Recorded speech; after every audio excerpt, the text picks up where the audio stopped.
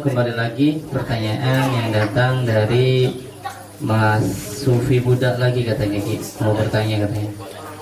Ki, penyembuhan jari petir katanya. Ada yang mengatakan menggunakan alat. Ada juga orang yang original tenaga dalam. Bagaimana katanya pandangannya Ki? Seperti mereka jagat satria, apakah itu menggunakan tenaga dalam Ki katanya? Seperti itu. Mangga Ki. Oke, buat Mas siapa deh? Mas Sufi Muda ya, salam sejahtera. Jadi pertanyaannya bagus sekali. Bisakah membedakan antara energi listrik dengan asli energi goib secara goib ya, energi jari petir ini? Jadi antara dua-duanya juga Bapak sama-sama menghasilkan listrik ya, sama-sama. Andaikan kita menggunakan alat listrik, nah kemudian ditempelkan ke orang ya sama, terkejut juga kan ya. Terkejut karena di tangan kita ada energi listriknya, tapi tidak menjamin untuk kesembuhannya. Karena yang namanya listrik memang bisa untuk menyembuhkan ya, bisa untuk menyembuhkan, tapi tidak menjamin kesembuhannya karena tidak ada energi goibnya kan, seperti itu. Kalau listrik kan secara formal masih bisa dikategorikan nyata ya kan gitu. Tapi kalau yang namanya energi goib itu kan udah tidak terdeteksi kan ya, ilahi langsung energi ilahiyah atau energi bumi kan ya, seperti itu. Nah terus kalau dengan energi secara goib kita himpun dengan tenaga dalam ya, ataupun dengan pikiran juga ya, termasuk tenaga dalam lah karena kita menghimpun ya.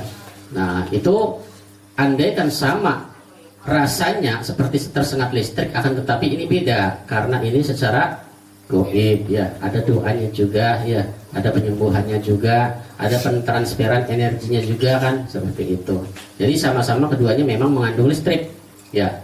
Nah adapun fenomena terkejut atau tidaknya orang itu ya, itu tergantung orang, si orang yang bisa melakukan totok jari petirnya itu ya, seperti itu. Artinya begini, totok jari petir ini dibekali dengan titik-titik saraf yang memang kalau ditotokkan itu seperti terkejut ya.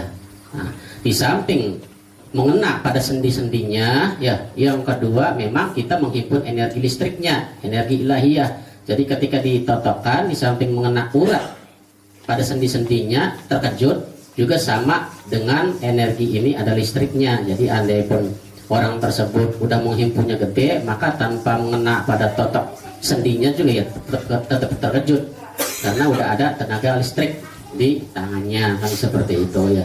Tapi kalau menurut saya itu tidak berpengaruh, tidak berefek ya. Artinya begini, artinya walaupun si pasien ini tidak terkejut pun ya, karena ini energi listriknya penghimpunannya masih sedikit, itu tidak masalah. Yang penting doanya kan ya, yang insya Allah supaya mustajab kan, seperti itu. Jadi ketika orang ngomong totok jari petir harus terkejut ya, enggak lah.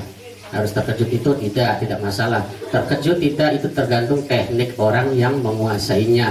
Yang pertama harus menguasai secara materi letak dari totok-totok urat saraf orang tersebut ya. Penyakit ini harus yang ditotok ini ya kan, penyakit yang itu harus ditotok yang itu kan, seperti itu.